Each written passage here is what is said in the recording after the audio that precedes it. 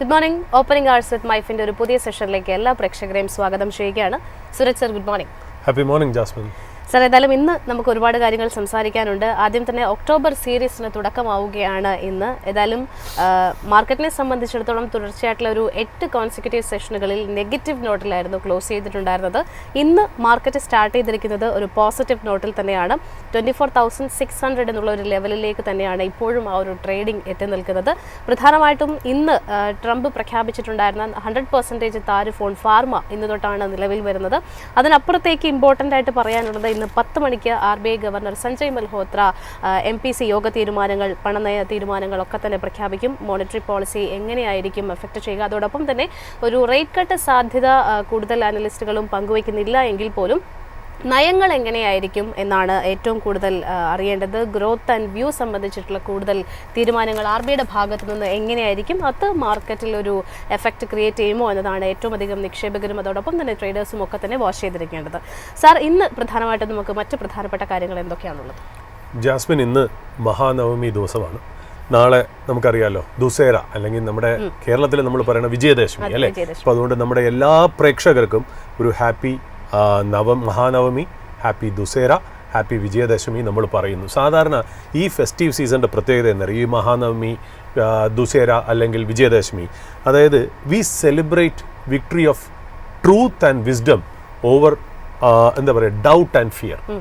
ഡൗട്ടിനും ഫിയറിൻ്റെയും മുകളിൽ ട്രൂത്തിൻ്റെയും വിസ്ഡത്തിൻ്റെ വിജയമായിട്ടാണ് നമ്മൾ ഈ ഫെസ്റ്റീവിനെ ആഘോഷിക്കുന്നത്. അപ്പം അതേപോലെ തന്നെ നമുക്ക് സ്റ്റോക്ക് മാർക്കറ്റിലും let knowledge and patience defeat speculation and fear. അപ്പോൾ ഈ വരാൻ പോകുന്ന ഇനി വരുന്ന കാലങ്ങൾ നിങ്ങൾ വിശ്വസിക്കുന്ന ദൈവം നിങ്ങൾക്കെല്ലാം അനുഗ്രഹം തരട്ടെ. അതായത് ഒരു ക്ലാരിറ്റി ഓഫ് തോട്ട്, ഒരു കറേജ്, ഒരു prosperity both in life and financial journey എന്നുകൂടി പറഞ്ഞ് നമുക്ക് ഇന്നത്തെ എപ്പിസോഡ് തുടങ്ങാം എന്നുള്ളതാണ്. പറഞ്ഞത് ശരിയാണ് ജാസ്മിൻ. ഇന്ന് ഇമ്പോർട്ടൻ്റ് ആയിട്ടുള്ള കാര്യം RBIയുടെ മോണിറ്ററി പോളിസി തന്നെയാണ്. ബട്ട് ഒരു ചെറിയൊരു കാര്യം ഞാൻ മാർക്കറ്റിനെ, അതായത് ഇന്ന് നിഫ്റ്റിയുടെ ടോപ്പ് ഗെയിനേഴ്സിനെ നോക്കുമ്പോൾ ശ്രീറാം ഫിനാൻസ് ഏതാണ്ട് 3.5% വരെ ആയിരുന്നു, ഇപ്പോൾ 2% അപ്പായിരുന്നു എന്നുള്ളതാണ്. അതിൻ്റെ ജസ്റ്റ് ഒരു കാരണം പറഞ്ഞ് ഞാൻ തുടങ്ങാം. അതായത് മിറ്റ്സുബിഷി UFJ ഫിനാൻഷ്യൽ ഗ്രൂപ്പ്, അതായത് MUFG ഗ്രൂപ്പ്, MUF ഗ്രൂപ്പ് എന്ന് പറയും, MUFG എന്നാണ് ഷോർട്ട് ഫോം പറയുന്നത്. അവർ ശ്രീറാം ഫിനാൻസിൽ ഒരു 20% സ്റ്റേക്ക് എടുക്കാൻ സാധ്യതയുണ്ട് എന്നുള്ളൊരു ന്യൂസ് ഉണ്ട്. അത് ഏതാണ്ട് 23,200 കോടി രൂപയ്ക്കാണ്. ആ ഒരു പോസിറ്റീവ് ന്യൂസ് ആയിരിക്കണം ഈ സ്റ്റോക്കിനെ ഇന്നൊരു 3.5% അല്ലെങ്കിൽ 2% ഉയർത്തി നിർത്തുന്നത് എന്നുള്ളത് ഒന്ന് തുടക്കത്തിൽ തന്നെ പറയാം. കാര്യം ആൾക്കാർ വിചാരിക്കും എന്തുകൊണ്ടാണ് ഈ നിഫ്റ്റിയിൽ ശ്രീറാം ഫിനാൻസ്, അതായത് ഇന്നത്തെ ടോപ്പ് ഗെയിനേഴ്സിൽ ശ്രീറാം ഫിനാൻസ് നിൽക്കുന്നത് എന്നുള്ളത്. ഇതായിരിക്കാം ഒരു പ്രോബബിൾ റീസൺ എന്നുള്ളതാണ്. പിന്നെ ജാസ്മിൻ പറഞ്ഞ പോലെ ഇന്ന് ഇമ്പോർട്ടൻ്റ് ആയിട്ടുള്ള കാര്യം, ഒരു കാര്യം കൂടെ ഞാൻ പറഞ്ഞു വെക്കട്ടെ, ഇതിനകത്ത് ഞാനത് വിട്ടുപോകുന്നത് ശരിയല്ല. അതായത് ഇന്ന് international day of older persons കൂടെയാണ്, October 1. അതായത് ഇതിനകത്ത് നമ്മുടെ പേരൻസിൻ്റെ, നമ്മുടെ മാതാപിതാക്കളുടെ സംരക്ഷണം നമ്മുടെ ഡ്യൂട്ടിയും കടമയാണെന്നും കൂടെ ഒന്ന് നമ്മൾ പറഞ്ഞു വെക്കുന്നു, ഓർമ്മിപ്പിക്കുന്നു എന്നുള്ള കാര്യം. ഇന്നത്തെ ദിവസം നമ്മുടെ അച്ഛനും അമ്മയും, വയസ്സായ അച്ഛനും അമ്മയും കാണുമ്പോൾ നമ്മളൊന്ന് ആലോചിക്കുക, ഇന്ന് അവരുടെ ദിവസമാണെന്നും അവരെ ശരിക്കും പറഞ്ഞാൽ എൻ്റെ അഭിപ്രായത്തിൽ ഒന്ന് ഹഗ് ചെയ്ത് ഒന്ന് കിസ് ചെയ്യാമെന്നേ ഞാൻ പറയുള്ളൂ. അപ്പോൾ അന്നത്തെ ഇങ്ങനത്തെ ഒരു പോസിറ്റിവിറ്റിയിൽ നമുക്ക് ഇന്നത്തെ എപ്പിസോഡ് വീണ്ടും നമുക്ക് കണ്ടിന്യൂ ചെയ്യാം. അപ്പോൾ RBI മോണിറ്ററി പോളിസി എന്ന് പറഞ്ഞാൽ വളരെ ടഫായിട്ടുള്ള ഒരു ഡിസിഷൻ എടുക്കേണ്ട സമയമാണ് RBIക്ക്. ടഫായിട്ടുള്ള ഡിസിഷൻ എടുക്കാൻ കാരണം എന്ന് പറയുന്ന കാര്യം അറിയോ, അതായത് it's not an easy choice to make. ഒന്നാമത്തെ കാര്യം വെച്ചാൽ കഴിഞ്ഞ പ്രാവശ്യത്തെ, അതായത് RBI നല്ല രീതിയിൽ ഗ്രോത്തിനെയും ഇൻഫ്ലേഷനും വേണ്ടിയിട്ട് റെസ്പോണ്ട് ചെയ്ത് നമുക്ക് ഫ്രണ്ട് ലോഡ് ചെയ്ത് 50 ബേസിസ് പോയിന്റ്സ് വരെ ഇതിന് മുമ്പേ നമുക്ക് കട്ട് ചെയ്ത് തന്നിരുന്നു. ബട്ട് ഇപ്പോൾ വരുന്ന ഒരു പ്രത്യേകത എന്ന് വെച്ചാൽ ഈ റേറ്റ് കട്ട് താഴേക്ക് ട്രാൻസ്മിഷൻ നടക്കണം അല്ലേ. ബാങ്കുകളും ഫിനാൻഷ്യൽ ഇൻസ്റ്റിറ്റ്യൂഷൻസും ഇതിന് ട്രാൻസ്മിഷൻ നടത്തി ഇൻട്രസ്റ്റ് റേറ്റുകൾക്ക് അതിൻ്റേതായ ചേഞ്ച് വരുത്തിയാൽ മാത്രമേ എക്കണോമിക് അല്ലെങ്കിൽ കൺസ്യൂമറിന് അല്ലെങ്കിൽ സാധാരണ ഇന്ത്യൻ ജനതയ്ക്ക് അതിനുള്ളൊരു ഗുണമുള്ളൂ. ഈ ട്രാൻസ്മിഷൻ കറക്റ്റായിട്ട് നടക്കാതെ നമ്മൾ ഇൻട്രസ്റ്റ് റേറ്റ് കട്ട് ചെയ്തിട്ട് എന്ത് കാര്യം? അപ്പോൾ RBIയുടെ മുന്നിൽ അലട്ടുന്ന ഒരു പ്രശ്നം എന്ന് വെച്ചാൽ നേരാവിധം ട്രാൻസ്മിഷൻ നടക്കുന്നില്ല. അതായത് അതിൻ്റെ ബെനിഫിറ്റ് ജനങ്ങളിലേക്കോ അല്ലെങ്കിൽ ഇൻഡസ്ട്രിയിലേക്കോ ബിസിനസ്സിലേക്കോ എക്കണോമിയിലേക്കോ എത്തുന്നില്ല എന്നുള്ളതാണ് ഒരു വശത്ത്. എന്നാൽ ഇപ്പുറത്തെ വശത്ത് അവരുടെ ഡൈലമ എന്താ വെച്ചാൽ US-ന്റെ ട്രംപിൻ്റെ ടാരിഫ്, അങ്ങനത്തെ കാര്യങ്ങൾ നമ്മളെ ഹോണ്ട് ചെയ്യുന്നു എന്നുള്ളത്. അപ്പോൾ ഇത് രണ്ടിൻ്റെയും ഇടയിൽ നമ്മൾ പറയില്ലേ, ചെകുത്താൻ്റെയും കടലിൻ്റെയും ഇടയിൽ നിന്നുകൊണ്ടാണ് RBI ഓപ്പറേറ്റ് ചെയ്യുന്നത്. അതായത് നമ്മൾ എപ്പോഴും പറയും ഇപ്പോഴത്തെ സിറ്റുവേഷൻ ഒന്ന് ആലോചിച്ച് നോക്കൂ. It is tough to be in government and tough to be in RBI അല്ലേ? ഒരു ദിവസം പോലും, അതായത് രാത്രി ഉണർന്ന് എണീക്കുമ്പോഴത്തേക്കും ട്രംപ് പുതിയതായിട്ട് എന്താ പറഞ്ഞതെന്ന് പോലും അറിയില്ല. നമ്മൾ ഇവിടെ ഇരുന്ന് ന്യൂസ് വായിക്കുന്നു, ഇതൊക്കെ ശരിയാണെങ്കിലും ഏത് പാർട്ടിയോ ആയിക്കോട്ടെ, ഗവൺമെന്റിൽ ഇരിക്കുക എന്ന് പറഞ്ഞാൽ അവരുടെ കോൺസ്റ്റിറ്റ്യുവൻസി, അതായത് ഇന്ത്യൻസിനെയും സാറ്റിസ്ഫൈ ചെയ്യണം, ലോകരാഷ്ട്രങ്ങളെയും സാറ്റിസ്ഫൈ ചെയ്യണം. ഇതൊരു ബാലൻസ് കൊണ്ടുവരണം എന്ന് പറഞ്ഞാൽ ഒരു ടഫസ്റ്റ് ജോലി തന്നെയാണ്. ആ ഒരു പ്രക്രിയയിൽ കൂടെ തന്നെയാണ് RBI പൊയ്ക്കൊണ്ടിരിക്കുന്നത് എന്നുള്ളതാണ്. ഇപ്പം നമുക്കറിയാം ഇൻഫ്ലേഷൻ എന്തായാലും ലോ ആണെന്നുള്ള കാര്യം നമുക്ക് നന്നായിട്ടറിയാം. ഇനി വരാൻ പോകുന്ന നാളെക്കാർ ഈ പറയുന്ന പോലെ GSTയിൽ നല്ല രീതിയിൽ റേറ്റ് കട്ട് ചെയ്തു. അപ്പോൾ ഇതിൻ്റെയൊക്കെ ട്രാൻസ്മിഷൻ പ്രോഡക്ട്സിൽ, ബിസിനസ്സുകളിൽ നടക്കുകയാണെങ്കിൽ, അതായത് ഗുഡ്സിലേക്ക് നടക്കുകയാണെങ്കിൽ തീർച്ചയായിട്ടും ഒരു വിലയിടിവ് ഉണ്ടാവണം എന്നുള്ളതാണ്. എന്നാൽ തന്നെയും ഒരു കൺസെൻസസ് എസ്റ്റിമേറ്റ് ജാസ്മിൻ പറഞ്ഞ പോലെ ഇൻട്രസ്റ്റ് റേറ്റ് കട്ടില്ല എന്നുള്ള വിശ്വാസമാണ് മോസ്റ്റ് ഓഫ് ദ പീപ്പിൾ വിശ്വസിക്കുന്നത് എന്നുള്ള. അപ്പോൾ ഇതിനകത്ത് ഇന്ന് നമുക്ക് 10 മണിയോടുകൂടി അറിയാം RBI ഹോക്കിഷ് ആണോ ഡോവിഷ് ആണോ എന്നുള്ളത്. ഈ ഹോക്കിഷ് എന്ന് പറഞ്ഞാൽ വേറൊന്നുമില്ല, നമ്മൾ ഹോക്ക് എന്ന് പറയുന്ന ആ ബേർഡിനെ തന്നെ ആലോചിക്കുക. ആ ഹോക്ക് ഇൻഫ്ലേഷൻ എഗെയിൻസ്റ്റ് ആയിട്ട് ഹോക്കിഷ് ആറ്റിറ്റ്യൂഡ്, ഇൻഫ്ലേഷൻ എഗെയിൻസ്റ്റ് ആയിട്ട് ഹോക്കിഷ് ആറ്റിറ്റ്യൂഡ് എന്ന് പറഞ്ഞാൽ, ഹോക്കിഷ് എന്ന് പറഞ്ഞാൽ അതിൻ്റെ അർത്ഥം ഞാനൊരു ടൈറ്റർ മോണിറ്ററി പോളിസി എക്സ്പെക്ട് ചെയ്യുന്ന ഒരു വ്യക്തിയാണ്. അതായത് ഇൻട്രസ്റ്റ് റേറ്റ് കൂട്ടി ഇൻഫ്ലേഷനെ പിടിച്ചു കെട്ടുന്നു എന്നുള്ളതാണ് ഹോക്കിഷ് സ്റ്റാൻസിൻ്റെ അർത്ഥം. ഏതായാലും ഹോക്കിഷ് സ്റ്റാൻസ് വരാനുള്ള യാതൊരു ചാൻസും ഇല്ല. ഡോവിഷ് സ്റ്റാൻഡ് എന്ന് പറഞ്ഞാൽ ഇതിൻ്റെ നേരെ ഓപ്പോസിറ്റ്. ഡോവിഷ് സ്റ്റാൻഡ് എന്ന് പറഞ്ഞാൽ ആ ഡവ് എന്ന് പറയുന്ന പക്ഷിയെ പോലെ തന്നെയാണ്. അത് ഗ്രോത്ത് വേണം എന്ന് ആഗ്രഹിക്കുന്ന ആൾക്കാരാണ്. ഗ്രോത്ത് വേണമെന്നുണ്ടെങ്കിൽ ഇൻട്രസ്റ്റ് റേറ്റ് കട്ട് ചെയ്യണം എന്നുള്ള. അപ്പോൾ ഡോവിഷ് എന്ന് പറഞ്ഞാൽ ഇൻട്രസ്റ്റ് റേറ്റ് കട്ടും, ഹോക്കിഷ് എന്ന് പറഞ്ഞാൽ ഇൻട്രസ്റ്റ് റേറ്റ് കൂട്ടുക എന്നുള്ള അർത്ഥത്തിൽ തന്നെയാണ്. അപ്പോൾ ഇവിടെ എക്കണോമിസ്റ്റുകൾ, അല്ലാതെ ആരെയൊക്കെ സർവേ ചെയ്തോ അവരെയൊക്കെ എക്സ്പെക്ട് ചെയ്യുന്നത് ഒരു സ്റ്റേറ്റസ് കോ ആണ്, ഒരു ഹോൾഡാണ്. അതായത് ഇൻട്രസ്റ്റ് റേറ്റ് കട്ടും ഉണ്ടാവില്ല, എന്തായാലും ഇൻട്രസ്റ്റ് റേറ്റ് ഇൻക്രീസ് ചെയ്യേണ്ട ചാൻസസ് ഇതിനകത്ത് ഇല്ല എന്നുള്ള. അപ്പോൾ ഒരു ഹോൾഡ് അല്ലെങ്കിൽ സ്റ്റേറ്റസ് കോ മോഡിലാണ് മാർക്കറ്റ് നിൽക്കുന്നത് എന്നുള്ളതാണ്. ഏതായാലും 10 മണിയോടുകൂടി നമുക്ക് കറക്റ്റായിട്ട് അറിയാം എന്നുള്ള. ഇപ്പോൾ സെപ്റ്റംബർ 16-17 US-ലെ ഫെഡ് FOMC മീറ്റിംഗ് നടന്നിട്ട് അവിടെ 25 ബേസിസ് പോയിന്റ്സ് കട്ട് ചെയ്തെന്നുള്ള. അപ്പോൾ നമ്മൾ എല്ലാവരുടെയും ചോദ്യം എന്താ, will RBI follow the fed? അതായത് ഫോളോ ദ ഫെഡ് എന്ന് പറഞ്ഞിട്ട് ആർട്ടിക്കിൾസ് തന്നെ പല സ്ഥലത്തും വരാറുണ്ട്. അതായത് RBI ഈ ഫെഡിന്റെ തീരുമാനങ്ങൾ RBIയെ ഇൻഫ്ലുവൻസ് ചെയ്യൂ എന്നുള്ളതാണ് ചോദ്യം. ഇപ്പോൾ ഈ RBI ശക്തികാന്ത ദാസൊക്കെ ഒരു പ്രാവശ്യം വളരെ പ്രിസൈസ്ലി എക്സ്പ്ലിസിറ്റ് ആയിട്ട് പറഞ്ഞു, നമ്മുടെ ഇൻട്രസ്റ്റ് റേറ്റ് ഫിക്സ് ചെയ്യുന്നത് നമ്മുടെ ഡൊമസ്റ്റിക് വെതറിനും അറ്റ്മോസ്ഫിയറും നോക്കിയിട്ടാണ്, അല്ലാണ്ട് FOMCയോ അല്ലെങ്കിൽ വേറൊരു എക്സ്റ്റേണൽ ആയിട്ടുള്ള ഒരു സെൻട്രൽ ബാങ്കിൻ്റെയോ ഡിസിഷൻസ് നമ്മളെ ഇൻഫ്ലുവൻസ് ചെയ്യാറില്ല എന്ന് പലപ്പോഴായിട്ട് പറഞ്ഞിട്ടുണ്ട്. അതൊരു പരിധിവരെ ശരിയുമാണ്. കാര്യം നമ്മൾ ഇവിടുത്തെ ഗ്രോത്ത്, ഇൻഫ്ലേഷൻ, എംപ്ലോയ്മെൻറ്റ്, ഇതൊക്കെയാണ് നമ്മൾ നോക്കേണ്ട കാര്യം. അത് മറ്റുള്ളവർ കുറച്ചത് അവരുടെ ഡൊമസ്റ്റിക് റീസൺസ് കൊണ്ടാണെന്നാണ്. എങ്കിലും ഞാൻ വെറുതെ ഒരു രസത്തിനെ, അതായത് ഇത്രയും നാൾ ഓവർ എ പീരീഡ് ഓഫ് ടൈമിൻ്റെ ഒരു സ്റ്റഡി എടുത്തു. എപ്പോഴെങ്കിലും ഇത് ശരിക്കും പറഞ്ഞൊരു പ്രിസൈസ് സ്റ്റഡി ആയിട്ട് എനിക്ക് പറയാനേ പറ്റില്ല. നമുക്കെന്ന് പറഞ്ഞാൽ അത്ര വലിയ എക്കണോമിസ്റ്റ് ഒന്നും അല്ലല്ലോ, എങ്കിലും നമ്മുടെ ലിമിറ്റഡ് നോളജ് വെച്ച് നമ്മളൊന്ന് ട്രൈ ചെയ്ത് നോക്കി. അതായത് ഈ FOMC അല്ലെങ്കിൽ ഫെഡിൻ്റെ ഡിസിഷൻ RBIയുടെ ഡിസിഷൻസിനെ അഫക്റ്റ് ചെയ്യോ എന്നുള്ളതാണ്. അപ്പോൾ അതിനകത്ത് നോക്കുമ്പോൾ ഞാനൊന്ന് നോക്കിയെന്ന് വെച്ചാൽ ഇതിൻ്റെ ലിങ്കേജ് ഒന്ന് സ്റ്റഡി ചെയ്യാൻ നേരത്ത് കോൺകോർഡൻസ് ഇൻഡെക്സിലാണ് ഞാനൊന്ന് ഓവർ എ പീരീഡ് ഓഫ് ടൈമാണ് ഞാൻ നോക്കിയത്. In line with measures of pro cyclicity and pro cyclicality, ഇങ്ങനത്തെ ഒരു ഫ്രെയിം വർക്കിലാണ് ഞാനിത് നോക്കിയെന്ന് പറയും. ഞാനത് ടെക്നിക്കലായിട്ടുള്ള വാക്കുകളാണ്, അതിനെക്കുറിച്ച് എക്സ്പ്ലെയിൻ ചെയ്യാനില്ല. ഒരു സ്റ്റഡി നടത്തി, ഒരു ലിങ്കേജ് നോക്കി എന്ന് വിചാരിക്കാം. അപ്പോൾ ഞാനത് നോക്കിയത് over a period of time hawkish ആയിരുന്നപ്പോൾ എങ്ങനെയാണ്, ഡോവിഷ് ആയിരുന്നപ്പോൾ എങ്ങനെയാണ് over a period of time എന്നുള്ളൊരു സ്റ്റഡിയാണ് ഞാൻ ഉപയോഗിച്ചത്. അതിൽ എനിക്ക് കിട്ടിയതെന്നറിയോ, അതിൻ്റെ ഒരു കോറിലേഷൻ നോക്കുകയാണെങ്കിൽ ഈ ഹോക്കിഷ് ഡിസിഷൻസ് പറഞ്ഞാൽ എപ്പോഴൊക്കെയാണോ ഇൻട്രസ്റ്റ് റേറ്റ് കൂട്ടിയത് ആ സ്റ്റാൻസിൽ സിങ്ക്രോണസിറ്റി വളരെ ഹൈ ആണ്. അതായത് US കൂട്ടുന്ന സമയത്തൊക്കെ ഏതാണ്ട് നമ്മളും കൂട്ടിപ്പോയിട്ടുണ്ട്. യാദൃശ്ചികമായിരിക്കാം, അല്ലെങ്കിൽ ഫെഡിനെ ഫോളോ ചെയ്തായിരിക്കാം. പക്ഷെ ആ സമയങ്ങളിലൊക്കെ അങ്ങനെ സംഭവിച്ചിട്ടുണ്ട് എന്നുള്ളതാണ് നമുക്ക് മനസ്സിലാക്കുന്നത്. 100% അല്ല, മോസ്റ്റ് ഓഫ് ദ ടൈംസ് ആ ഒരു ലിങ്കേജ് അവിടെ വരുന്നുണ്ടോ എന്നുള്ള. എന്നാൽ ഡോവിഷ് സ്റ്റാൻസിന് അത്ര വലിയ സിങ്ക്രോണസിറ്റി ഇല്ല. അപ്പോൾ ഹോക്കിഷ് സ്റ്റാൻഡിലാണ് കൂടുതലും നമ്മൾ അവരെ ഫോളോ ചെയ്തിരിക്കുന്നത് എന്നുള്ള. ഡോവിഷ് സ്റ്റാൻസിൽ അങ്ങനെ ചെയ്തിട്ടില്ല എന്നുള്ളതാണ് ഒരു സ്റ്റഡി. നമുക്ക് ധൈര്യമായിട്ട് പറയാം ഇത് ഇങ്ങനെ ഒരു സ്റ്റഡി ഉണ്ട് എന്നുള്ള കാര്യത്തിൽ യാതൊരു സംശയവുമില്ല. എന്നാൽ നമ്മുടെ ഇവിടെ എല്ലാ എക്കണോമിസ്റ്റുകളും എല്ലാവരും പറയുന്നത് ഇൻട്രസ്റ്റ് റേറ്റ് കട്ട് ഉണ്ടാവാനുള്ള ചാൻസ് ഇല്ല. But I will not be, personally ആണ് ഇത്, നിങ്ങൾ എടുക്കേണ്ട കാര്യമില്ല, just brush it off. I will not be surprised if RBI goes for a 25 basis points cut. കാരണം എന്ന് വെച്ചാൽ നമ്മളെ സംബന്ധിച്ച് ഇതിനകത്ത് നമുക്ക് എന്തായാലും അറിയാം ഇൻഫ്ലേഷൻ മുന്നോട്ട് ഏതായാലും കുറയും എന്നുള്ളത്. അങ്ങനെയാണെങ്കിൽ ഫ്രണ്ട് ലോഡ് ചെയ്യുന്നതുകൊണ്ട് കുഴപ്പമില്ല അല്ലേ. രണ്ടാമത് ഇപ്പം RBI സംബന്ധിച്ചും ഇന്ത്യൻ ഗവൺമെന്റിനെ സംബന്ധിച്ചും we want to give a message to the Trump administration that we are prepared for any international shocks. അതായത് ഇന്റർനാഷണൽ ട്രേഡ് ഫ്രണ്ടിൽ നിങ്ങൾ, അതായത് അമേരിക്ക അല്ലെങ്കിൽ US അല്ലെങ്കിൽ ട്രംപ് എന്തൊക്കെ പ്രഷർ നമുക്ക് തരികയാണെങ്കിലും ഞങ്ങൾ അത് വിത്ത്സ്റ്റാൻഡ് ചെയ്യാൻ തയ്യാറാണ്. അതിന് വേണ്ടിയിട്ട് ഞങ്ങളുടെ ഡൊമസ്റ്റിക് എക്കണോമിയെ കിക്ക് സ്റ്റാർട്ട് ചെയ്യാൻ വേണ്ടിയിട്ട് ഞങ്ങൾ വീണ്ടും ഇൻട്രസ്റ്റ് റേറ്റ് കട്ട് ചെയ്യും എന്നുള്ള ഒരു വിൻഡോ അവിടെ ഉണ്ട് എന്നുള്ള പറഞ്ഞു വെക്കുന്നു. നടക്കണമെന്ന് യാതൊരു നിർബന്ധമില്ല. മിക്കവാറും ഈ RBI എന്നൊക്കെ പറയുന്നുണ്ട് ഈ ആം ചെയർ എക്കണോമി രീതിയിലാണ്. അതായത് എപ്പോഴും നമുക്ക് വരുന്ന RBI ഗവർണേഴ്സ് വെച്ചാൽ അവരുടെ ലിമിറ്റഡ് പോയിന്റിൽ നിന്നിട്ട് അവർ വർക്ക് ചെയ്യുള്ളൂ. കാര്യം വെച്ചാൽ ഇവിടെ ഒരു വൈബ്രന്റ് മീഡിയ ഉണ്ട്, വൈബ്രന്റ് ഒപ്പോസിഷൻ ഉണ്ട്.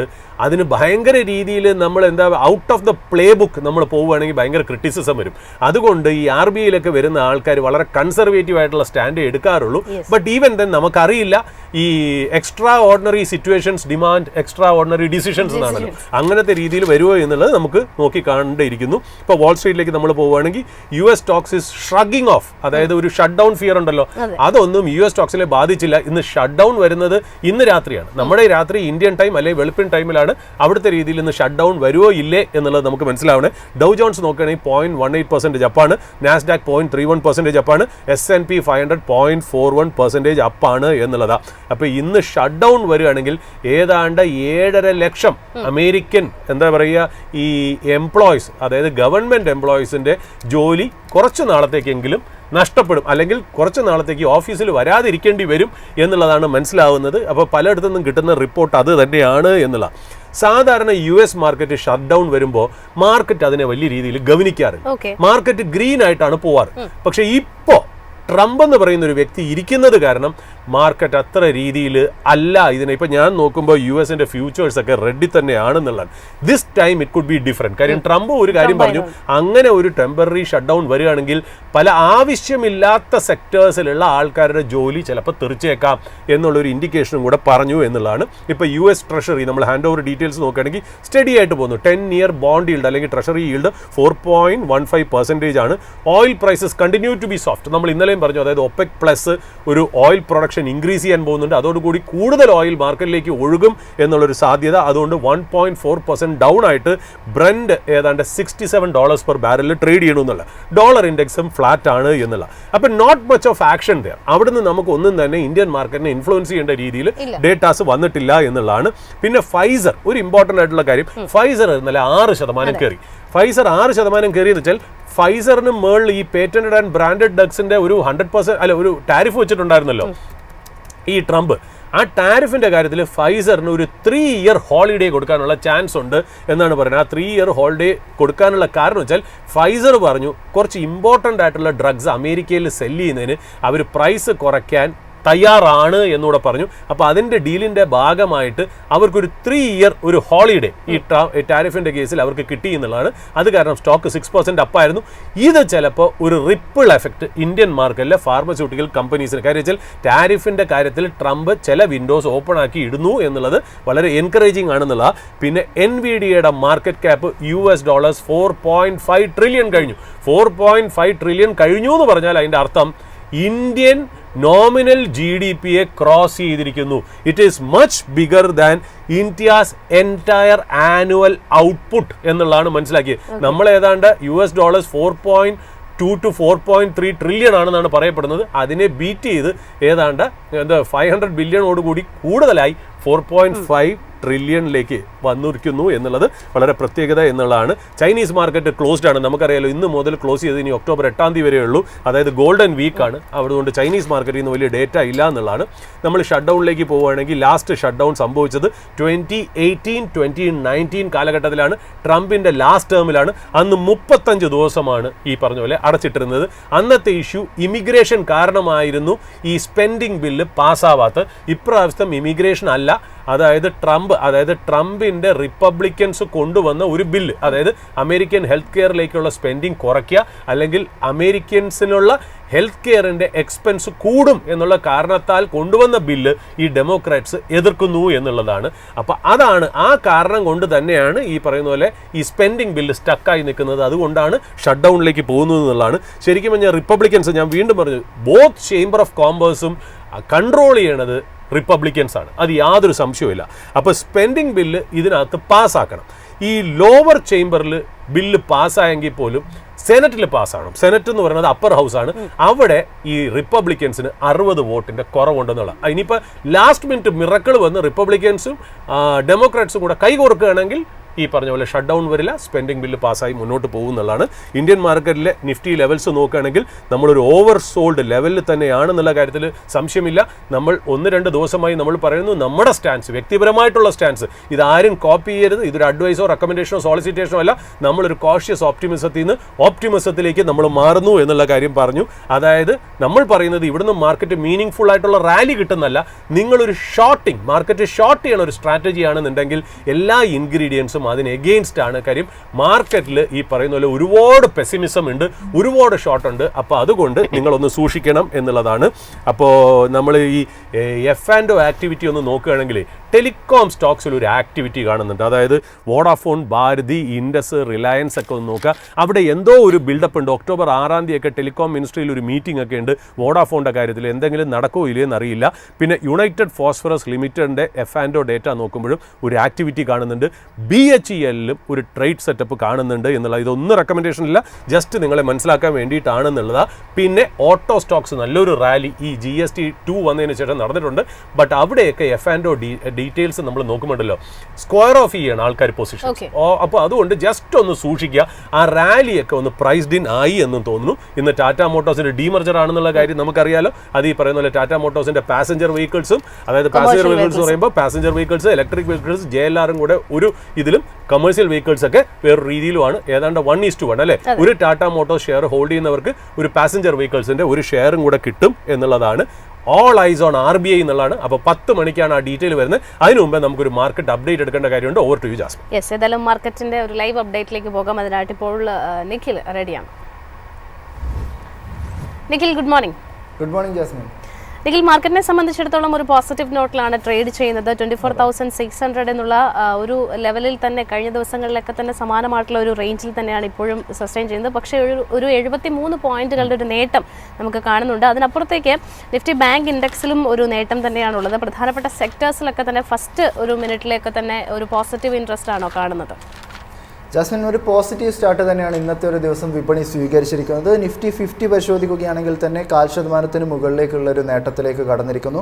24,679 എന്ന് പറഞ്ഞൊരു നിരക്കിൽ ട്രേഡിംഗ് നടത്തുന്ന നിഫ്റ്റി 50യിൽ നിന്ന് നിലവിൽ ഇപ്പോൾ 26 ഓഹരികൾക്ക് നേട്ടം രേഖപ്പെടുത്താൻ സാധിക്കുന്നുണ്ട്. നിഫ്റ്റി ബാങ്ക് പരിശോധിക്കുകയാണെങ്കിലും വലിയ രീതിയിലുള്ള ഒരു പോസിറ്റിവിറ്റി ഉണ്ട്. ഏകദേശം 0.5%-ഓളമുള്ളൊരു നേട്ടത്തിലേക്ക് നിഫ്റ്റി ബാങ്ക് എത്തുന്നു. 200 പോയിന്റുകൾക്ക് മുകളിലുള്ളൊരു നേട്ടം രേഖപ്പെടുത്തിക്കൊണ്ട് 54,846 എന്ന നിരക്കിലാണ് നിഫ്റ്റി ബാങ്കും നിലനിൽക്കുന്നത്.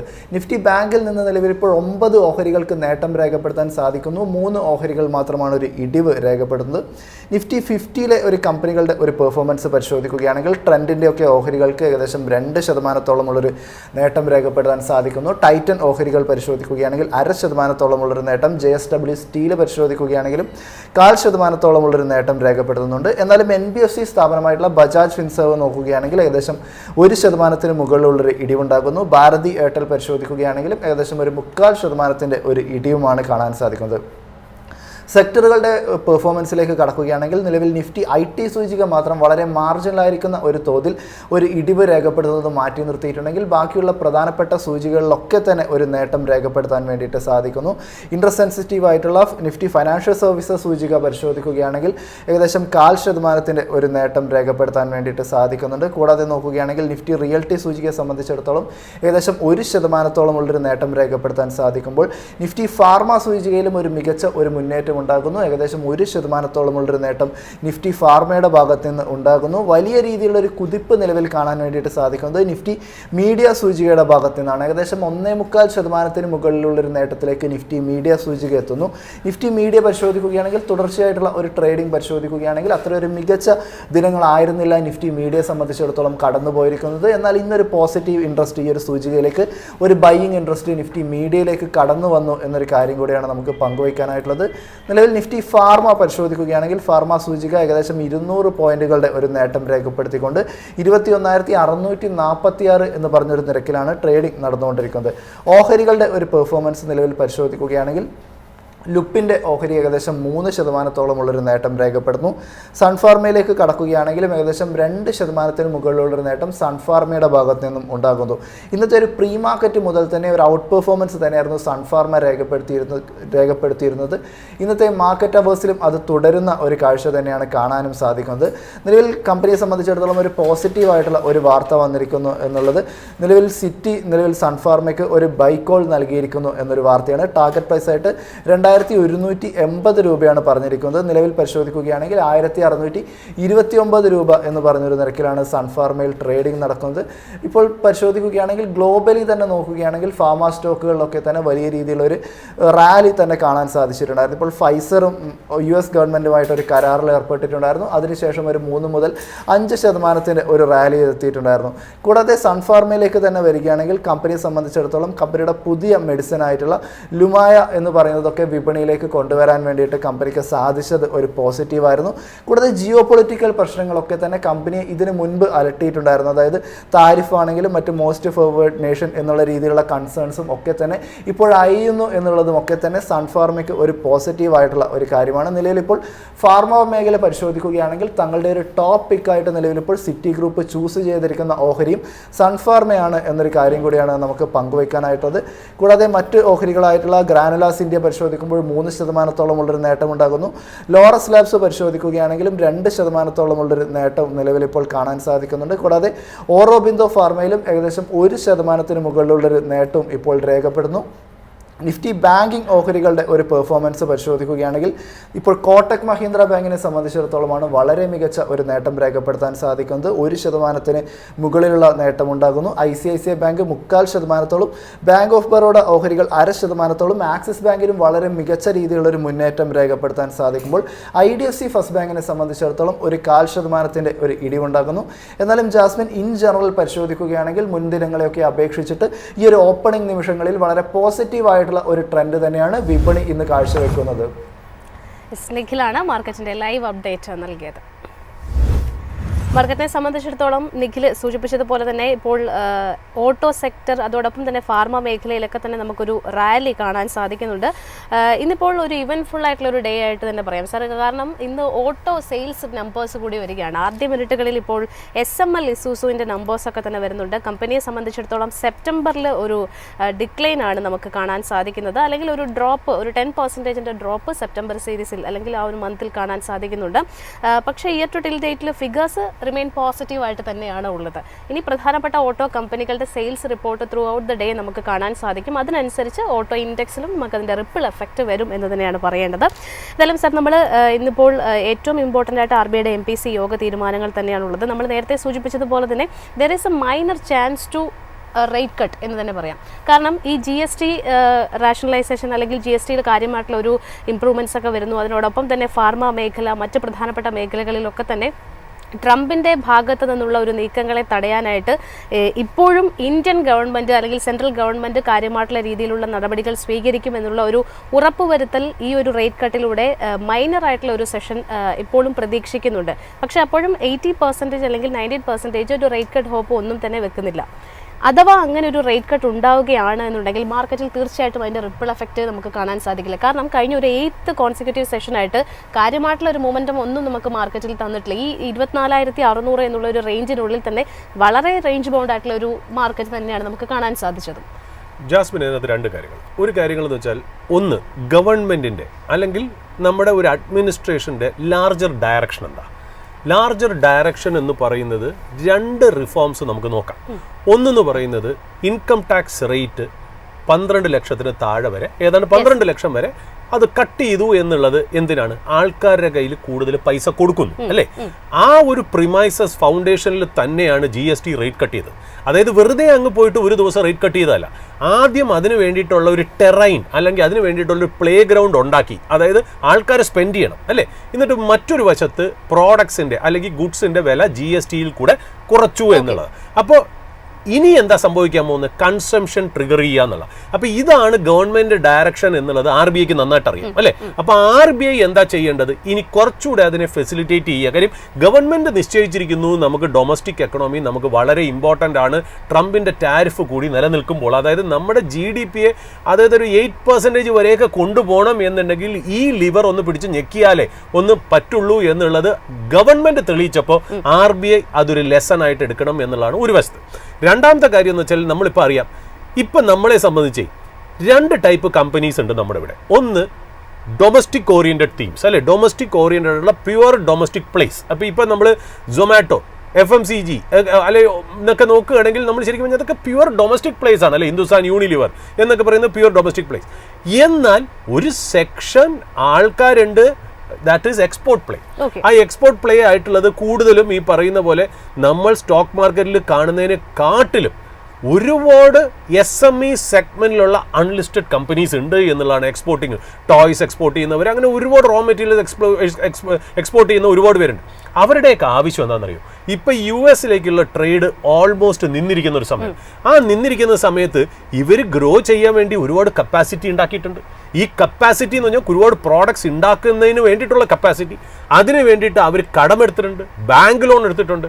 അപ്പോൾ അവർ ഒരു സൈഡിലൂടെ ഗവൺമെൻറ് എടുത്ത് ചോദിച്ചുകൊണ്ടിരിക്കണം, എന്താ ഞങ്ങൾക്കൊന്ന് ഈ ഇൻട്രസ്റ്റ് റേറ്റ് ഒന്ന് കുറച്ച് തരണം, അല്ലെങ്കിൽ ടാക്സ് ഹോളിഡേ തരണം, അല്ലെങ്കിൽ ഇൻട്രസ്റ്റ് ഹോളിഡേ തരണം, എന്തെങ്കിലുമൊക്കെ ഞങ്ങൾക്ക് ചെയ്തില്ല എന്നുണ്ടെങ്കിൽ ഞങ്ങൾ ബുദ്ധിമുട്ടായി പോകും. കാര്യം ഞങ്ങൾക്ക് US-ലേക്കുള്ള ഞങ്ങളുടെ പലരുടെയും റവന്യൂവിൻ്റെ 30 to 40% US-ൽ നിന്നുള്ള. അപ്പം ഞങ്ങളെ സംബന്ധിച്ച് എക്സ്പോർട്ട് ഇൻസെൻറ്റീവ്സ് നമുക്ക് വേണം. ആ എക്സ്പോർട്ട് ഇൻസെൻറ്റീവ്സ് എന്ത് ചെയ്യാം? ടാക്സ് ബ്രേക്ക് കൊടുക്കാം, അല്ലെങ്കിൽ ഇൻട്രസ്റ്റ് കുറച്ചുള്ള ലോൺ കൊടുക്കാം, കൊളാറ്ററൽ വേണ്ടാത്ത ലോൺ കൊടുക്കാം, വർക്കിംഗ് ക്യാപിറ്റൽ റിക്വയർമെൻറ്റ് പ്രൊവൈഡ് ചെയ്യാം. ഇതെല്ലാം ചെയ്യാനായിട്ട് എക്സ്പോർട്ട് ഓറിയൻറ്റഡ് കമ്പനീസ് ഗവൺമെൻറ്റിനെ അപ്രോച്ച് ചെയ്യുന്നുണ്ട്, അതായത് ഇൻഡസ്ട്രിയെ അപ്രോച്ച് ചെയ്യുന്നുണ്ട്. അപ്പോൾ ഇത് അങ്ങനെ നടക്കുന്നുണ്ട് എന്നുള്ള കാര്യം RBIക്ക് അറിയാം. അപ്പോൾ RBIയുടെ ഭാഗത്ത് നിന്ന് എന്തായാലും ഇനി ഫ്രണ്ടിലേക്ക് പോകുമ്പോൾ ഇൻഫ്ലേഷൻ കുറയും എന്നുള്ള ഡേറ്റ നമ്മുടെ മുന്നിലിരിക്കെ ഒരു ഫ്രണ്ട് ലോഡ് ചെയ്ത് ഇൻട്രസ്റ്റ് റേറ്റ് കുറയ്ക്കുകയാണെങ്കിൽ ഈ എക്സ്പോർട്ട് ഓറിയൻറ്റഡ് കമ്പനീസിന് ഇത് ബെനിഫിഷ്യൽ ആയിട്ട് വരും.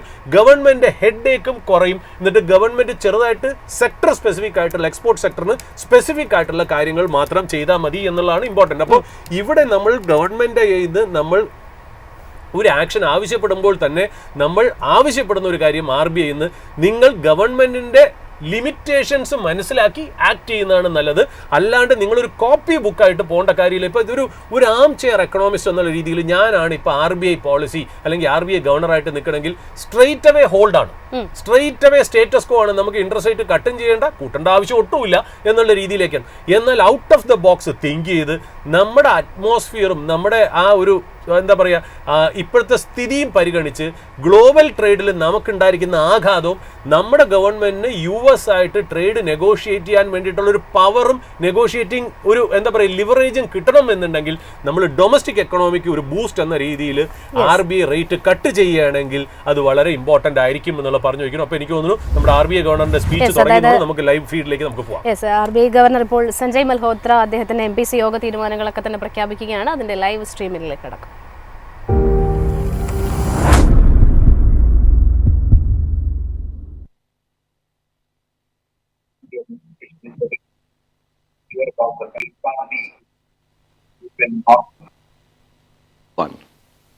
At the same time, there has been a considerable moderation in headline inflation.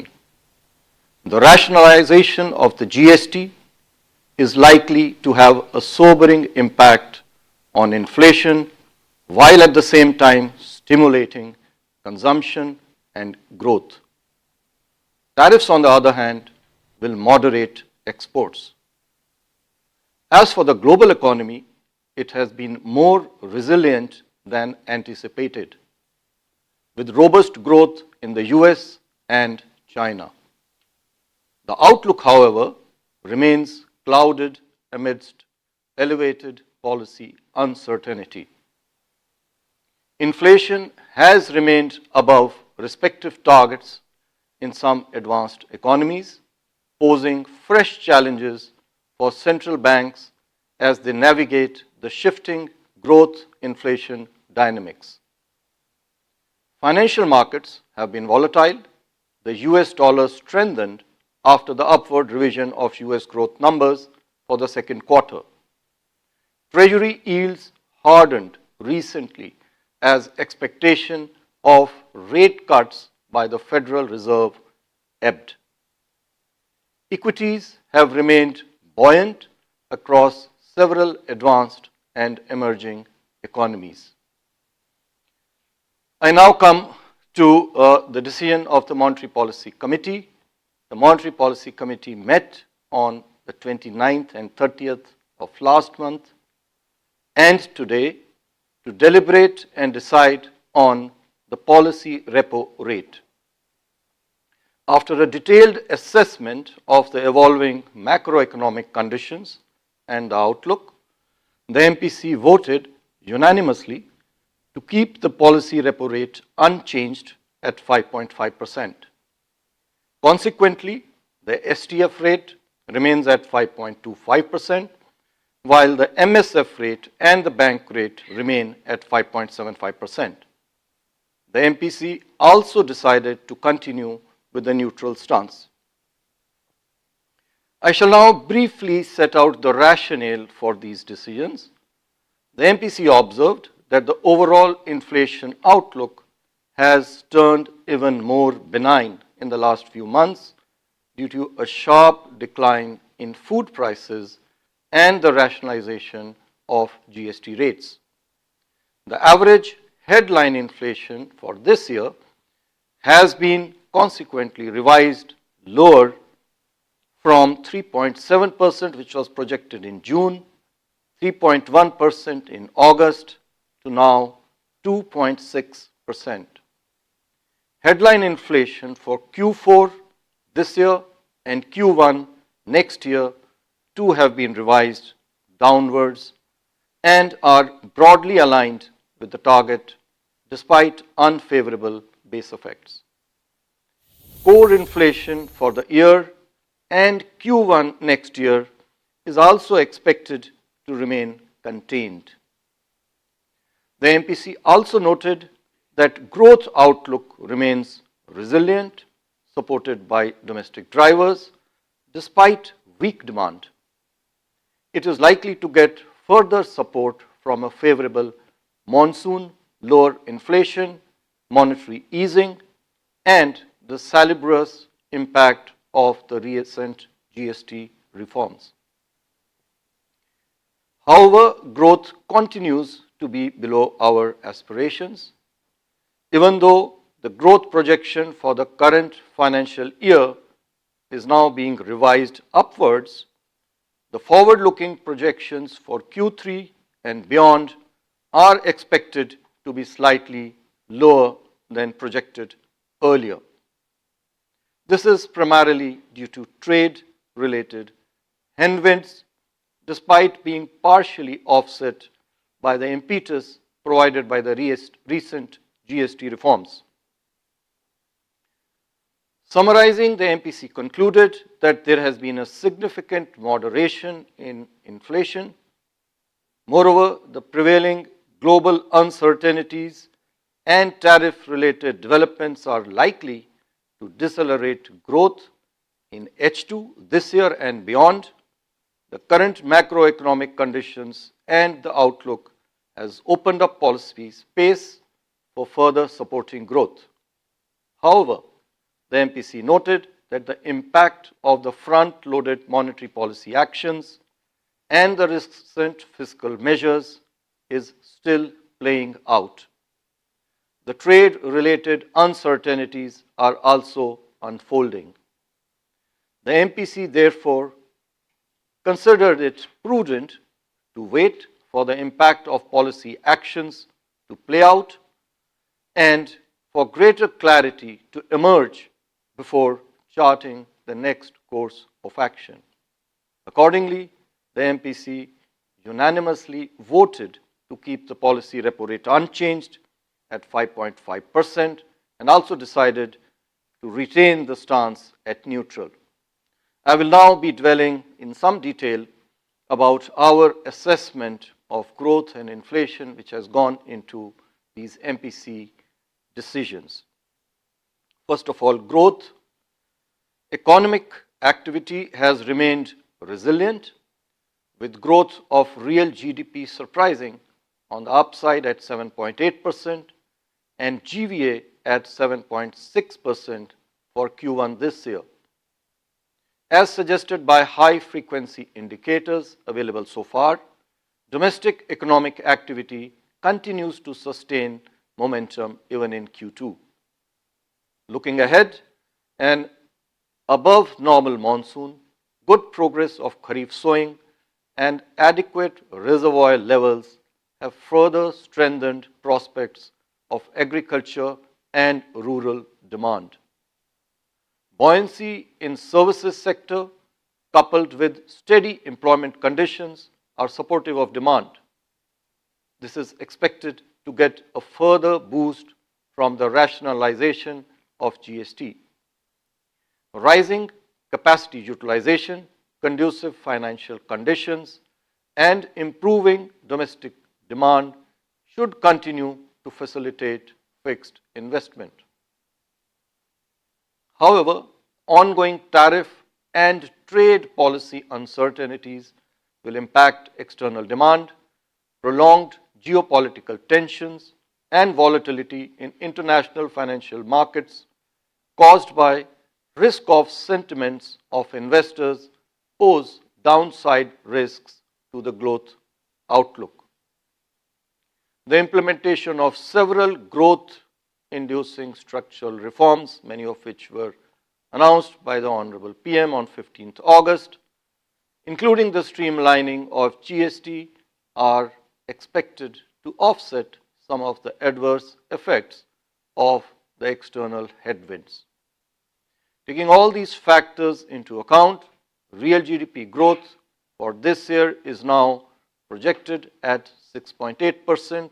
This is a revision from our earlier forecast of 6.5%. Q2 now is projected at 7%, Q3 at 6.4%, Q4 at 6.2%. Real GDP growth for Q1 next year is projected at 6.4%. The risks are evenly balanced. I will now come to inflation.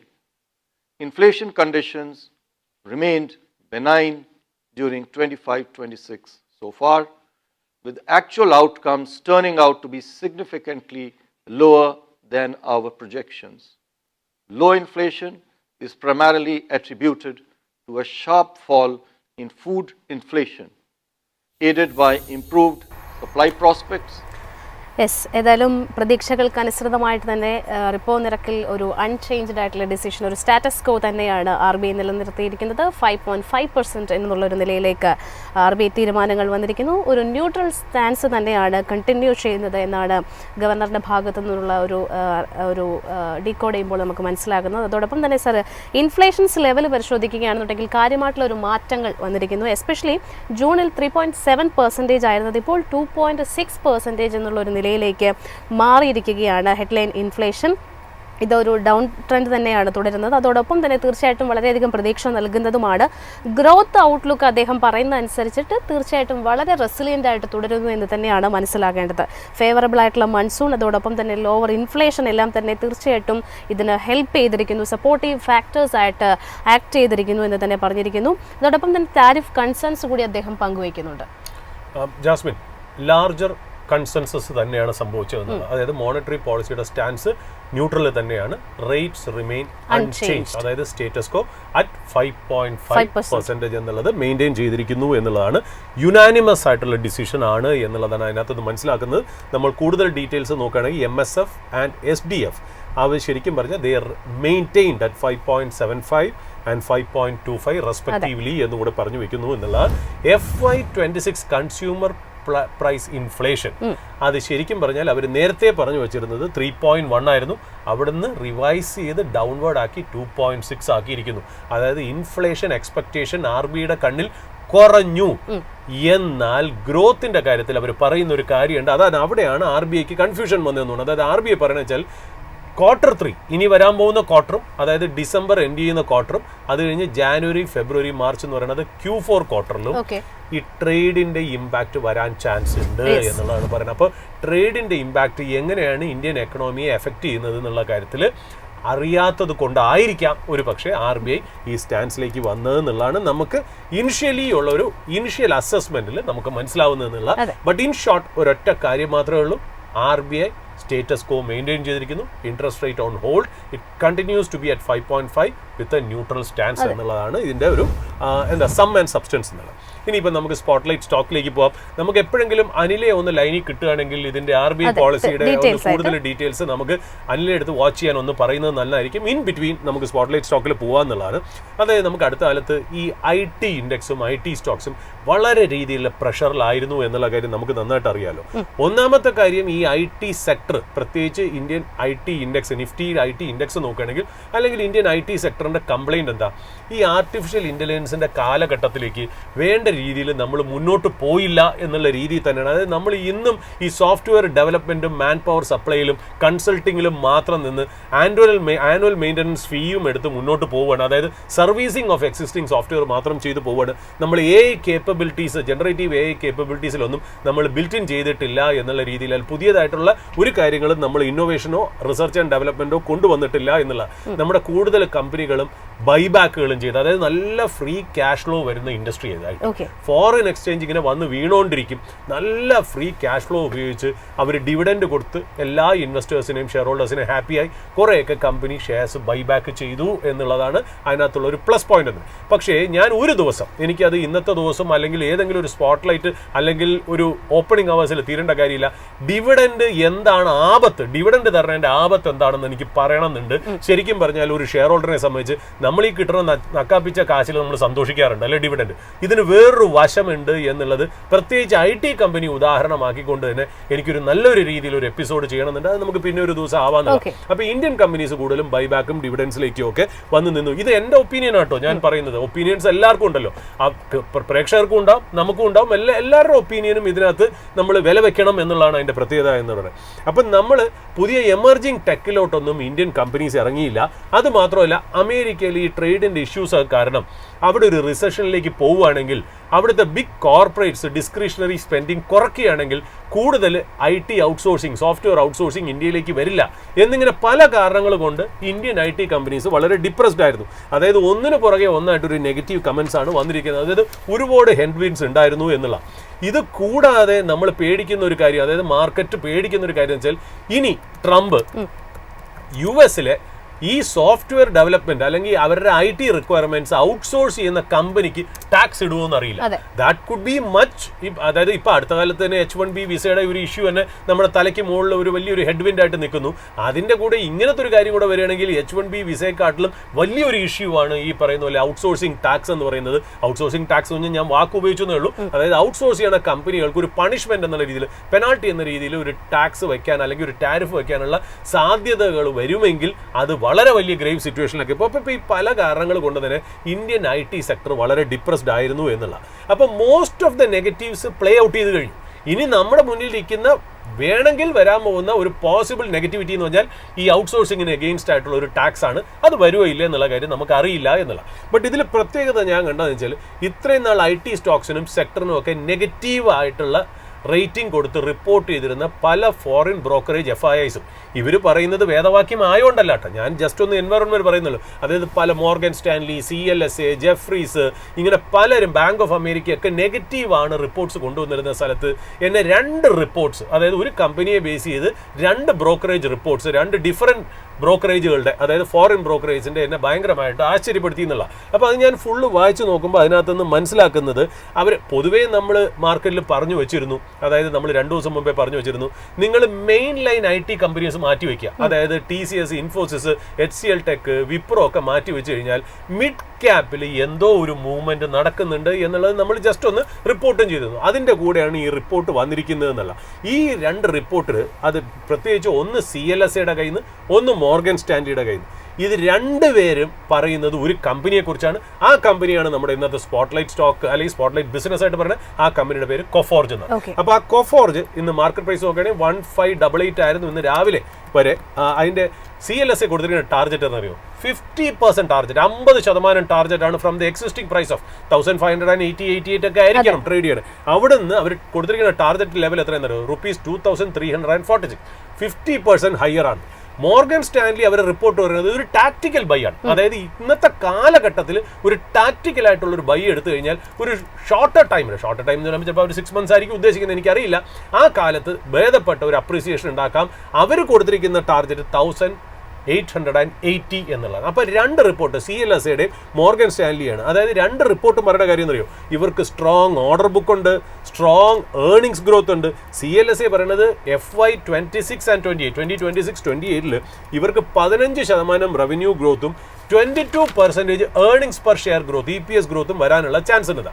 ഇപ്പൊ കൊഫോർജിന്റെ products and services നമ്മൾ നോക്കുകയാണെങ്കിൽ അവരുടെ 2/3 വരുന്നത് financial സർവീസസും travel എന്ന് പറഞ്ഞാൽ ഈ airport management softwares എന്നൊക്കെയാണ് ഇവർക്ക് കൂടുതലും വരുന്നത്. ഞാൻ 2-3 സോഫ്റ്റ്വെയർ ആപ്ലിക്കേഷൻസ് പറഞ്ഞാൽ പെട്ടെന്ന് മനസ്സിലാവും. അതായത് നമ്മളൊരു ഫ്ലൈറ്റ് ഓൺലൈനായിട്ട് ബുക്ക് ചെയ്യുമ്പോൾ നമുക്ക് ഉടൻ തന്നെ റിസർവേഷന്റെ ആ ഒരു കൺഫർമേഷൻ കിട്ടുന്നു, നമുക്ക് സീറ്റ് അലോക്കേറ്റ് ചെയ്യുന്നു.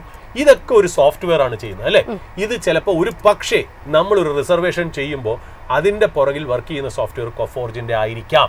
കൊഫോർജ് അവിടെ നല്ല രീതിയിൽ എക്സ്പെർട്ടീസ് ഉണ്ട് എന്നുള്ളത് ഒരു കാര്യം. അത് മാത്രമല്ല ഈ റിയൽ ടൈം ബാഗേജ് ഒക്കെ ഇല്ലേ, നമ്മൾ ഈ ഫ്ലൈറ്റിൽ ട്രാവൽ ചെയ്യാൻ നേരത്ത് ബാഗേജ് ട്രാക്ക് ചെയ്യുന്നതൊക്കെ റിയൽ ടൈം ചെയ്യുന്ന ആപ്പ് ഒരു പക്ഷേ നിങ്ങൾ യൂസ് ചെയ്യുന്നതിൻ്റെ പുറകിലെ ബാക്ക് എൻഡ് കൊഫോർജിൻ്റെ സൊല്യൂഷൻ ആവാനുള്ള ചാൻസ് ഉണ്ട്. പിന്നെ നമ്മൾ ഇത് മാത്രമല്ല, നമ്മൾ ഈ ബാങ്കിൻ്റെ ഒക്കെ ഈ ലോണൊക്കെ ഈ പെട്ടെന്ന് നമുക്ക് ഓൺലൈനായിട്ടോ ആപ്പിലൊക്കെ വരുമ്പോൾ നമുക്ക് പെട്ടെന്ന് തന്നെ അത് അപ്രൂവൽ വന്ന് നമ്മളെ അത് അപ്രൂവ് ചെയ്ത് ആ പൈസ ക്രെഡിറ്റ് ചെയ്യണതിൻ്റെ പുറകിലും ശരിക്കും പറഞ്ഞാൽ ആ ഒരു പേഴ്സണൽ ലോണിൻ്റെ ഒക്കെ പുറകിലും കൊഫോർജിൻ്റെ ബാക്ക് എൻഡ് ആവാനുള്ള ചാൻസ് ഉണ്ട് എന്നുള്ള. നമ്മുടെ ഈ കാർഡുകളൊക്കെ ഇല്ലേ, ഈ ക്രെഡിറ്റ് കാർഡിലൊക്കെ ഈ സസ്പീഷ്യസ് ആയിട്ടുള്ള സ്പ്യൂരിയസ് ആയിട്ടുള്ള ട്രാൻസാക്ഷൻസ് ഒക്കെ ഫ്ലാഗ് ചെയ്യുന്നില്ലേ, ആ കാർഡ് ആക്ടിവിറ്റി ഫ്ലാഗ് ചെയ്യുന്നതൊക്കെ ചിലപ്പോൾ ഒരു കൊഫോർജിൻ്റെ ബാക്ക് എൻഡ് ആവാനുള്ള ചാൻസ് ഉണ്ട്. പിന്നെ നമ്മൾ ഈ ഹോസ്പിറ്റലിലൊക്കെ നമ്മൾ ബില്ല് സെറ്റിൽ ചെയ്യാൻ നേരത്ത് ഇൻഷുറൻസ് കമ്പനി നമുക്ക് വേണ്ടി ഓൺലൈനായിട്ട് തന്നെ അത് പേ ചെയ്യുന്ന അതിൻ്റെയൊക്കെ ബാക്ക് എൻഡും അല്ലെങ്കിൽ ആ മിഡിൽ പ്ലാറ്റ്ഫോം ചിലപ്പോൾ കൊഫോർജിൻ്റെ ആയേക്കാം എന്നുള്ള. അപ്പോൾ ഇതൊക്കെയാണ് ശരിക്കും പറഞ്ഞാൽ കൊഫോർജി എവിടെയൊക്കെയാണ് യൂസ്ഫുൾ ആയിട്ട് വരുന്നത് എന്നുള്ളതാണ്. ഇപ്പോൾ CLSA മോർഗൻ സ്റ്റാൻലിയും പറഞ്ഞതെന്ന് വെച്ചാൽ ഇവിടുന്ന് ഡൗൺ സൈഡ് റിസ്ക് വളരെ ലിമിറ്റഡാണ്. അതായത് താഴോട്ട് പോകാനുള്ള ചാൻസസ് വളരെ കുറവാണ്, എന്നാൽ റേറ്റിങ്ങിനുള്ള ചാൻസ് വളരെ ഹൈ ആണ് എന്നുള്ള രീതിയിലാണ്. ഒരു IT കമ്പനിയെക്കുറിച്ച് നമുക്ക് കൂടുതൽ പറയാനില്ല. 2-3 ആപ്ലിക്കേഷൻസ്, അതായത് റിയൽ ലൈഫിലെ ആപ്ലിക്കേഷൻസ് വെച്ചാണ് പറഞ്ഞത്. ഒന്ന് നമ്മൾ ട്രാവൽ ഇൻഡസ്ട്രി, അതായത് ഈ ട്രാവലിൽ നമ്മൾ ഈ സീറ്റ് റിസർവേഷൻ ചെയ്യുന്നത്, സീറ്റിൻ്റെ അലോക്കേഷൻ എന്നുള്ള രീതിയിൽ, അല്ലെങ്കിൽ നമ്മുടെ റിയൽ ടൈം ആയിട്ട് ബാഗേജ് ചെക്ക് ഇൻ ബാഗേജ് ഒന്ന് ട്രാക്ക് ചെയ്യുന്ന കാര്യത്തിൽ, അല്ലെങ്കിൽ നമ്മുടെ ഇൻഷുറൻസ് ആയിട്ട് നമ്മുടെ ഹോസ്പിറ്റലിലൊക്കെ ബില്ല് ചെയ്യുമ്പോൾ ഇൻഷുറൻസുകാർ നമുക്ക് വേണ്ടി പേ ചെയ്യുന്നത്, അല്ലെങ്കിൽ നമ്മളൊരു പേഴ്സണൽ ലോൺ അപ്ലൈ ചെയ്ത് നമുക്ക് ഓൺലൈനായിട്ട് അപ്രൂവൽ കിട്ടി നമ്മുടെ ഫണ്ട് ക്രെഡിറ്റ് ചെയ്യണത്, ഇതിൻ്റെയൊക്കെ പുറകിൽ കൊഫോർജിൻ്റെ സോഫ്റ്റ്വെയർസ് ഉണ്ട്. അപ്പോൾ ചിലപ്പോൾ നിങ്ങളിത് ചെയ്യുമ്പോൾ അത് ചിലപ്പോൾ കൊഫോർജ് ആയിരിക്കും ഹെൽപ്പ് ചെയ്യുന്നത്. ഇങ്ങനത്തെ നമുക്ക് വേഗമായിട്ടുള്ള 2-3 റിയൽ ലൈഫ് ആപ്ലിക്കേഷൻസ് അല്ലെങ്കിൽ എക്സാമ്പിൾസ് വെച്ച് മാത്രമേ ഒരു സോഫ്റ്റ്വെയറിനെ നമുക്ക് അല്ലെങ്കിൽ ഒരു സോഫ്റ്റ്വെയർ കമ്പനിയെ നമുക്ക് ഒരു സ്പോട്ട്ലൈറ്റ് ബിസിനസ്സിൽ നോ യുവർ കമ്പനി എന്നുള്ള രീതിയിൽ അവതരിപ്പിക്കാൻ പറ്റുള്ളൂ എന്നുള്ളൂ. അപ്പോൾ ഈ റിപ്പോർട്ട് എല്ലാം പറയുന്നത് rating is on the cards, especially in the mid cap IT space അല്ലെങ്കിൽ Tier 2, Tier 3 കമ്പനീസ്. അതിൽ കൊഫോർജ് ഭയങ്കര രീതിയിൽ നല്ല രീതിയിൽ പ്ലേസ്ഡ് ആണ്. CLSA 50% മുകളിൽ അതിനകത്ത് ടാർഗറ്റ് പറയുന്നു. FY 25 അവരുടെ റവന്യൂ എന്ന് പറഞ്ഞാൽ 12,050 കോടി, 12,050 crore, നെറ്റ് പ്രോഫിറ്റ് 812 കോടി എന്നുള്ള, മാർക്കറ്റ് ക്യാപ്പ് 53,134 crores എന്നുള്ളതാണ്. ആ കൊഫോർജാണ് ഇന്നത്തെ ഈ പറയുന്ന പോലെ സ്പോട്ട്ലൈറ്റ് ബിസിനസ്. ഇതൊരു റെക്കമെൻഡേഷനോ ഇതൊരു അഡ്വൈസോ സോളിസിറ്റേഷനോ അല്ല, ഇത് അക്കാഡമിക് പർപ്പസിന് വേണ്ടി മാത്രമാണ്. 2 ഫോറിൻ ബ്രോക്കറേജിന്റെ റിപ്പോർട്ട്സ് നിങ്ങളുടെ മുന്നിലേക്ക് നമ്മൾ അവതരിപ്പിച്ചു എന്നേ ഉള്ളൂ. അതിൽ ഉൾപ്പെട്ടത് ആ ഒരു സ്പോട്ട്ലൈറ്റ് ബിസിനസ് ആയിട്ട് നിങ്ങളുടെ മുന്നിൽ കാണിച്ചു എന്നേ ഉള്ളൂ. നിങ്ങളുടെ ഇൻവെസ്റ്റ്മെന്റ് ഡിസിഷൻ ഒരു സെബി രജിസ്റ്റേർഡ് ഇൻവെസ്റ്റ്മെന്റ് അഡ്വൈസറിന്റെ ശിക്ഷണത്തിൽ മാത്രം നിങ്ങൾ പിക്ക് ചെയ്ത് മുന്നോട്ട് പോവുക എന്നുള്ളത്. നമുക്ക് ഈ RBIയുടെ കൂടുതൽ ഡീറ്റെയിൽസ്, കാര്യം അനില ഇന്ന് നമ്മുടെ ശരിക്കും പറഞ്ഞാൽ ലീവിലാണ്, എങ്കിലും അനില അതിന്റെ സ്റ്റഡി ബാക്കിൽ നടത്തുന്നുണ്ട്. അതിന്റെ അപ്ഡേറ്റ് എന്താണെന്നുള്ളത് ജാസ്മിൻ വഴി നമുക്കൊന്ന് ചോദിക്കാം. ഏതായാലും RBIയുടെ MPC ഡീറ്റെയിൽസുമായിട്ട് ഇപ്പോൾ അനില റെഡിയാണ്. Anila, good morning. യെസ്, അല്ല നമ്മൾ RBIയുടെ തീരുമാനങ്ങളിലേക്ക് വരികയാണെന്നുണ്ടെങ്കിൽ ഒരു സ്റ്റാറ്റസ് കോ തന്നെയാണ് മെയിൻറ്റെയിൻ ചെയ്തിരിക്കുന്നത്. ന്യൂട്രൽ സ്റ്റാൻസ് ആണ് കണ്ടിന്യൂ ചെയ്യുന്നത്. പക്ഷെ അതോടൊപ്പം തന്നെ നമ്മൾ ഹെഡ്ലൈൻ ഇൻഫ്ലേഷൻസ് ഒക്കെ നോക്കുന്ന സമയത്ത് 3.7 ജൂണിൽ ഉണ്ടായിരുന്നതിൽ നിന്നും അപേക്ഷിച്ച് 2.6 ആയിട്ട് ഇപ്പോൾ മാറിയിരിക്കുകയാണ്. ഈ ഒരു കംപ്ലീറ്റ് ഒരു അദ്ദേഹത്തിന്റെ കമന്ററി ഒക്കെ അനലൈസ് ചെയ്യുന്ന സമയത്ത് എന്തെങ്കിലും ഒരു കൺസേണിംഗ് ഫാക്ടർ നമുക്ക് ഡീകോഡ് ചെയ്യാൻ പറ്റുന്നുണ്ടോ? എങ്ങനെയാണ് മൊത്തത്തിലുള്ള ഇതിനെ ഒന്ന് വിലയിരുത്തേണ്ടത്? രാത്രി പ്രധാനമായിട്ടും നോക്കുകയാണെങ്കിൽ എനിക്ക് വേണമെങ്കിൽ ഡൗൺസ് ആയിട്ടുള്ള ഒരു സ്റ്റാൻഡായിട്ട് വേണമെങ്കിൽ പറയാൻ സാധിക്കും. കാരണം ഗ്രോത്തിന്റെ പ്രൊജക്ഷൻസ് വർദ്ധിപ്പിക്കുകയും അതേസമയം ഇൻഫ്ലേഷന്റെ പ്രൊജക്ഷൻ കുറയ്ക്കുകയുമാണ് RBI ഇപ്പോൾ മെയിൻ ആയിട്ട് ചെയ്തിരിക്കുന്നത്. അതായത് ഒരു ന്യൂട്രൽ സ്റ്റാൻസ് ഒരു പൊതുവെ കഴിഞ്ഞ ഒരു മീറ്റിംഗിൽ നിന്നും ഒരു സ്റ്റാറ്റസ് കോ നിലപാടിലേക്ക് വന്നിരുന്നു എങ്കിൽ പോലും സ്റ്റേറ്റ്മെന്റ് ബാക്കി കംപ്ലീറ്റ് പരിശോധിക്കുമ്പോഴേക്കും ഗ്രോത്തിനെ കൂടുതലായിട്ട് ബൂസ്റ്റ് ചെയ്തതായിട്ട്, അതായത് ഇന്ത്യൻ ഇക്കോണമി വളരെ റെസീലിയന്റ് ആണ്. ടാരിഫുമായി ബന്ധപ്പെട്ട് ഇത്രയധികം പ്രശ്നങ്ങൾ നിലനിൽക്കുമ്പോൾ പോലും ഇന്ത്യൻ ഇക്കോണമി വളരെ റെസീലിയന്റ് ആയിട്ട് നിലനിൽക്കുന്നു എന്ന വളരെ പോസിറ്റീവ് ആയിട്ടുള്ള മീനിങ് തന്നെയാണ് കാണാൻ സാധിച്ചിരിക്കുന്നത്. ഇനി അതിനോടൊപ്പം തന്നെ പറയുകയാണ് എന്നുണ്ടെങ്കിൽ ഇൻഫ്ലേഷൻ സംബന്ധിച്ച് പക്ഷേ ഈ ഒരു റിപ്പോ റേറ്റ് ഏറ്റവും കൂടുതൽ ഹൈ ആയിട്ട് നിലനിർത്തുന്ന ഒരു പ്രൈമറി റീസൺ ആയിട്ട് കണക്കാക്കിയിട്ടുണ്ടായിരുന്നത് ഈ ഒരു ഇൻഫ്ലേഷൻ റേറ്റുമായി ബന്ധപ്പെട്ടുള്ള ചില അല്ലെങ്കിൽ ഒരു പണപ്പെരുപ്പുമായി ബന്ധപ്പെട്ടുള്ള ചില ആശങ്കകളായിരുന്നു. എന്നാൽ കഴിഞ്ഞ ഒരു മീറ്റിംഗ് മുതൽ ഇങ്ങോട്ടേക്ക് അനലൈസ് ചെയ്യുമ്പോഴേക്കും RBIയുടെ ടാർഗറ്റ് നിലയായ 4% താഴേക്കാണ് RBIയുടെ ഈ ഒരു നിരക്കുകൾ ഇപ്പോൾ എത്തിയിരിക്കുന്നത്. ഈവൻ ഇൻഫ്ലേഷന്റെ ആ ഒരു റേറ്റ് പരിശോധിക്കുമ്പോഴേക്കും 2026 നടപ്പ് സാമ്പത്തിക വർഷത്തിന്റെ ഇൻഫ്ലേഷൻ റേറ്റ് 1% നിന്നും 2.6% കുറച്ചിരിക്കുന്നത്. ഇനി അതിനോടൊപ്പം തന്നെ പൊതുവെ അതായത് ഇപ്പോൾ ഇനി വരുന്ന 2 ക്വാർട്ടേഴ്സ് പരിശോധിക്കുകയാണെങ്കിൽ 2% താഴേക്ക് RBIയുടെ ഒരു ഇൻഫ്ലേഷൻ റേറ്റിന്റെ എക്സ്പെക്ടേഷൻ എത്തിയിരിക്കുന്നു എന്നുള്ളത് തന്നെയാണ് എടുത്തു പറയുന്നത്. ഇനി അതിനോടൊപ്പം തന്നെ പറയുന്ന മറ്റൊരു പ്രധാനപ്പെട്ട ഒരു ഫാക്ടർ എന്ന് പറയുന്നത് ഈ ഒരു GSTയുമായി ബന്ധപ്പെട്ടുള്ള ബൂസ്റ്റിംഗ് തീർച്ചയായിട്ടും രണ്ടാം പാദത്തിൽ, അതായത് ഇനി വരുമ്പോൾ ഈ ഒക്ടോബർ ആരംഭിച്ചിരിക്കുകയാണ്, അടുത്ത ക്വാർട്ടറിലേക്ക് നമ്മൾ തേർഡ് ക്വാർട്ടറിലേക്ക് കടന്നിരിക്കുകയാണ്. ഈ ഒരു തേർഡ് ക്വാർട്ടർ GST ബൂസ്റ്റിംഗിന്റെ ഇമ്പാക്ട്, GST പരിഷ്കരണങ്ങളുടെ ഇമ്പാക്ട് കൃത്യമായിട്ട് ഇന്ത്യൻ പ്രതീക്ഷയാണ് ഇപ്പോൾ അദ്ദേഹത്തിന്റെ സ്റ്റേറ്റ്മെന്റ് നമുക്ക് മനസ്സിലാക്കാൻ സാധിച്ചിരിക്കുന്നത്. ഇനി GDP കേസിലേക്ക് വർഷമുണ്ടെങ്കിൽ 2026 സാമ്പത്തിക വർഷത്തിലെ കഴിഞ്ഞ തവണ 6.5% ആ ഒരു നിലനിർത്തിയതെങ്കിൽ കറന്റ്ലി അതിപ്പോ 6.8% ഉയർത്തിയിട്ടുണ്ട്. ഇനി രണ്ടാം ക്വാർട്ടറിലെ, അതായത് ഇനി വരുന്ന ക്വാർട്ടറിലെ കൂടി പരിശോധിക്കുകയാണ്, വരുന്ന ജൂൺ ക്വാർട്ടർ കഴിഞ്ഞിട്ടുള്ള ക്വാർട്ടർ പരിശോധിക്കുകയാണ് എന്നുണ്ടെങ്കിൽ 6.7% നിന്ന് 7% GDP എസ്റ്റിമേറ്റ് ഉയർത്താൻ RBI തയ്യാർ. Q3യിലേക്ക് വരികയാണെങ്കിൽ, അതായത് പിന്നീട് വരുന്ന 3 ക്വാർട്ടേഴ്സിൽ ഒരു പക്ഷേ ചിലപ്പോൾ ചില തടസ്സങ്ങൾ നേരിട്ടേക്കാം എന്നൊരു പോഷൻ കൂടെ അദ്ദേഹം സൂചിപ്പിക്കുന്നത്.